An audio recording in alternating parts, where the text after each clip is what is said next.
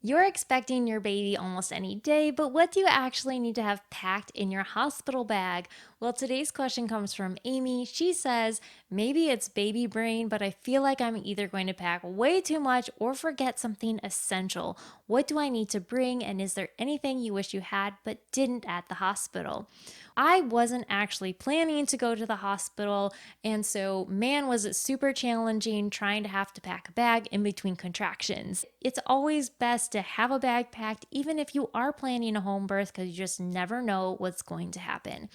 But if this is the first time that we're hanging out, my name's Brianna. I'm a fellow mom and money coach, and here we talk about all things money and real life. So let's go ahead and dive into today's topic. When it comes to packing your hospital bag, it's always a great idea if you know ahead of time what your hospital or birthing center is going to provide. Some will provide a wide range of amenities, and others will have very limited options, so that way you can make the most informed decisions for what you specifically will need. When I ended up at the hospital, even though I wasn't quite planning to be there, they provided way more than what I initially thought I was ever going to need to have. But here's the thing is, even if they didn't have what I needed, there's several different opportunities where either your support person, such as your husband or maybe another family member, can go back to your home after baby is born and acquire all of the necessary things. So don't feel like you have to bring your entire home for 2 days to the hospital all right as you leave to give birth to your baby. But here are some things that I do wish that I had or I made sure to bring. The first thing is things that you're probably already going to find in your wallet, such as your ID and your insurance or medical cards. If you haven't already had a previous discussion with your hospital team, you may also want to include a copy of your specific birth plan. There's going to be some really general things that you will want, even if your hospital provides these amenities to you. Sometimes you just want your own things, and that's going to be your toothbrush, floss, toothpaste, and deodorant. Now, my hospital provided things like they had a shower, so they provided things like shampoo and soap, but they didn't have conditioner. But it was totally fine. I could go a few days without conditioning my hair. I also made sure to include a hair tie or hair clip, because if you're giving birth and you're going through all of that hard labor, you'll probably want to tie your hair back. At least I knew I did. Like, my hair is really long. I did not want all of that up in my face. Another thing that you might want to pack is snacks. Now, depending on what your hospital or birth center specific policies are about eating or not eating during labor, and whether or not they provide those to or for you, you may want to pack some for your husband or your birthing team. Even though you may not be hungry, they still might be too. Or if you're not going to pack snacks, it still may be a good idea to include some change or single-dollar bills, so that way they can take advantage of any vending machines that may be present, because you never really know how long your labor is actually going to be.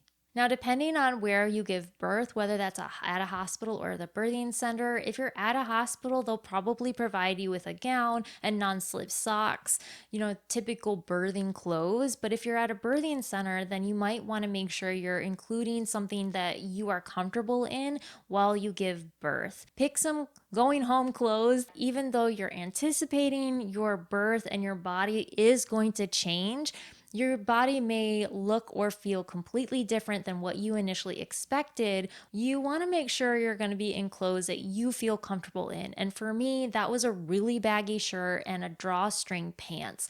I ended up having a C-section, and so I didn't want anything super tight around my belly. I had been hooked to an IV for so long that there was no way I was going to fit in my regular shoes. So I actually wore my slippers home because my feet were so swollen. And again, this is kind of where your husband or family members can always go home and pick up what you need after your baby is born if it doesn't quite accommodate what you initially packed. Another thing that I wanted to have on hand after my baby was born was my breast pump. And for me, that included my breast pump batteries, flanges, and lubricant. And what I used for my breast pump lubricant was coconut oil. That's something that I just felt comfortable with.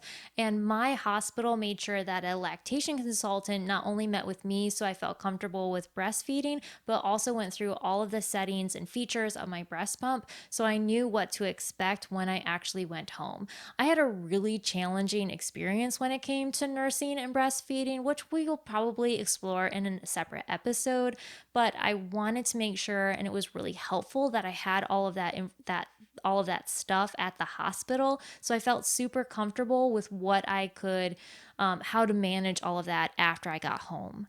I also needed to have a nursing bra, and some people may recommend nursing pads, but here's the thing. When it came for my experience anyway, that when I was at the hospital, it takes a couple of days for your milk to come in, and in my own personal experience, I was not producing enough to need to pack or even have nursing pads at that point, but a nursing bra and in addition to a nursing bra, a specific pumping bra were very helpful.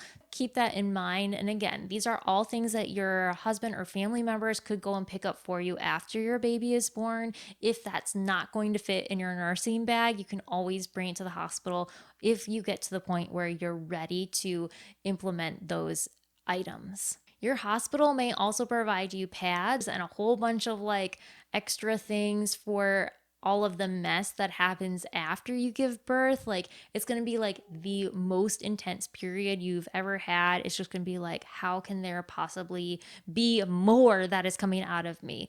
So they provided everything that I needed and had plenty to take home. They also most likely will provide and have stocked newborn diapers and wipes and swaddle blankets. So your baby's going to basically be taken care of while you're there at the hospital. And between all of the like checks and diaper changes and all of that, like I didn't even clothe my babies until we were ready to actually go home. Which, speaking of, you're going to want a take home outfit for your baby to be put in, as well as a car seat.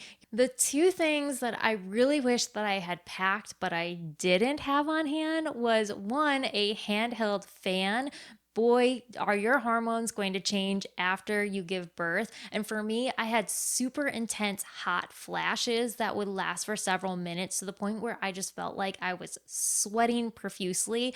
And I remember thinking, sitting in that hospital bed, like, man, I just wish I had a handheld fan. So if that's something that you don't have that you may be interested in having on hand in your hospital bag, I will link one for you below in the info box of this episode. And then the second thing is baby trimmers. So at our hospital, they would not give us baby nail cutters. They would only give us a nail file because of their own liabilities.